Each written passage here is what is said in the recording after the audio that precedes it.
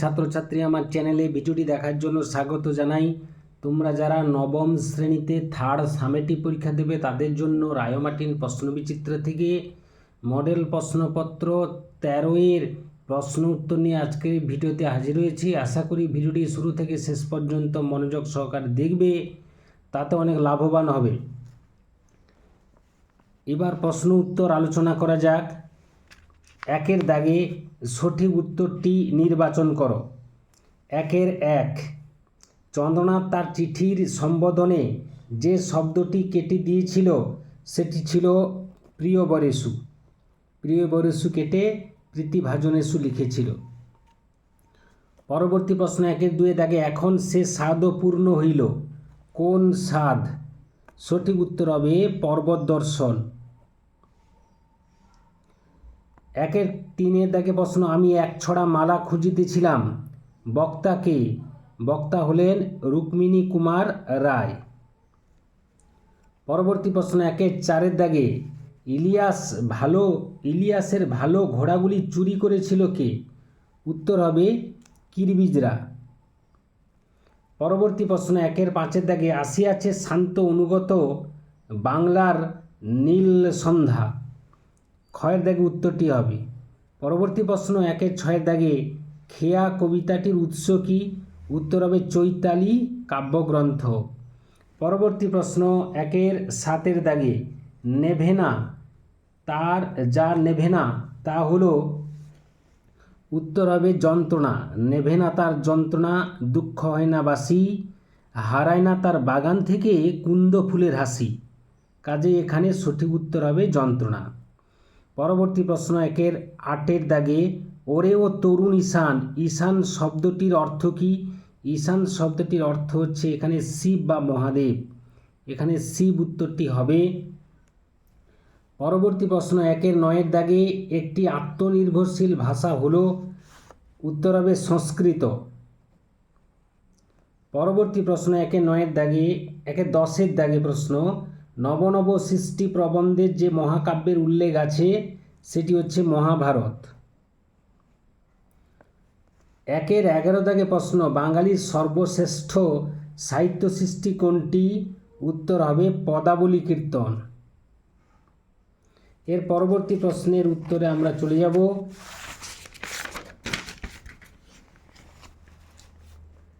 1-12 দাগে কারিনহল প্রাসাদে বিজ্ঞানী শঙ্কু উপস্থিত হন। সঠিক উত্তর হবে 8টায়। পরবর্তী প্রশ্ন 1-13 দাগে কলকাতার কোন কলেজে শঙ্কু অধ্যাপকের কাজ পান? উত্তর হবে স্কটিশ চার্চ কলেজে। পরবর্তী প্রশ্ন 1-14 দাগে স্বর্ণপণির কথা শঙ্কুর বাবা কোন গ্রন্থে পেয়েছিলেন? উত্তর হবে চরক সংহিতা। পরবর্তী প্রশ্ন 1-15 দাগে স্বরভক্তির একটি উদাহরণ হলো 30 1-16 দাগে প্রশ্ন হচ্ছে অপিনীতি শব্দের অর্থ কি?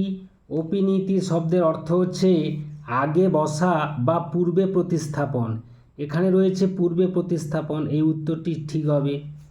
পরবর্তী প্রশ্ন 1-17 দাগে পরস্পর সন্নিহিত দুটি ধ্বনির মিলনের নাম হচ্ছে সন্ধি।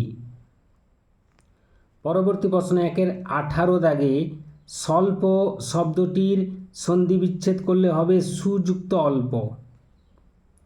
পরবর্তী প্রশ্ন 1-19 দাগে উপসর্গ ধাতুর কয়ের দাগে উত্তরটি হবে পূর্বে বসে।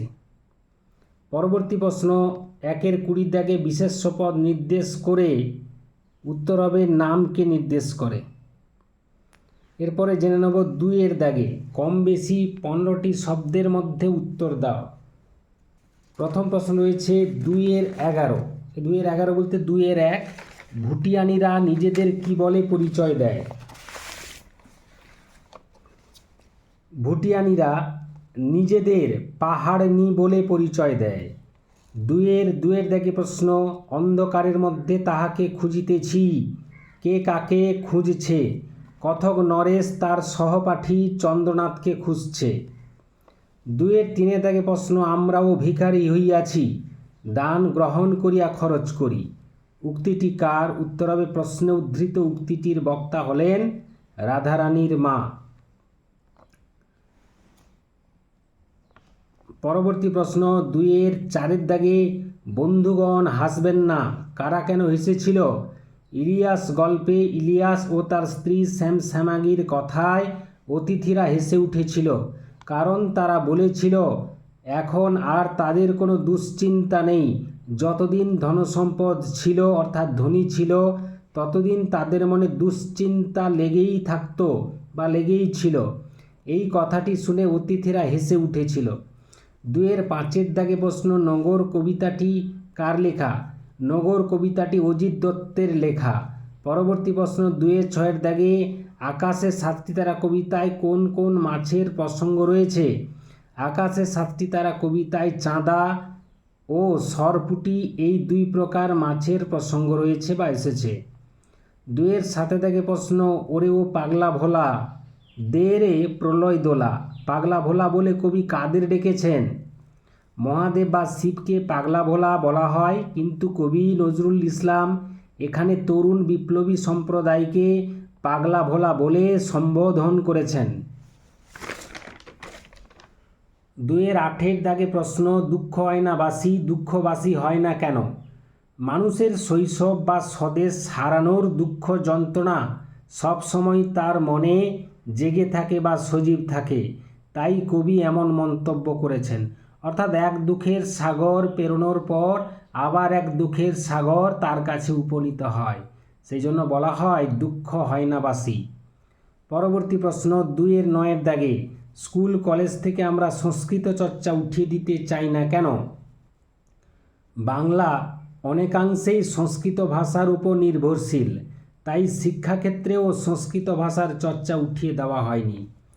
2-এর 10-এর দাগে প্রশ্ন নব নব সৃষ্টি প্রবন্ধে লেখক সৈয়দ মুজতবা আলী কোন উর্দু কবির উল্লেখ করেছেন? উর্দু ভাষার কবি ইকবালের কথা কবি উল্লেখ করেছেন। পরবর্তী প্রশ্ন বাউল কি? বাউল হলো বাংলার এক লোকধর্ম সম্প্রদায়। ধর্ম জাতের সংকীর্ণতার উপরে উঠে এরা নিজেকে জানা বা আত্ম অনুসন্ধানের মাধ্যমে ঈশ্বর বা মনের মানুষকে পেতে চান। টিকরি বাবা কে ছিলেন? টিকরি বাবা গিরিডির কাছে উশ্রী নদীর ওপারে একটি গ্রামের গাছতলায় বসে ধ্যান করতেন। তিনি স্বর্ণপর্ণী গাছড়ার খোঁজ দিয়েছিলেন।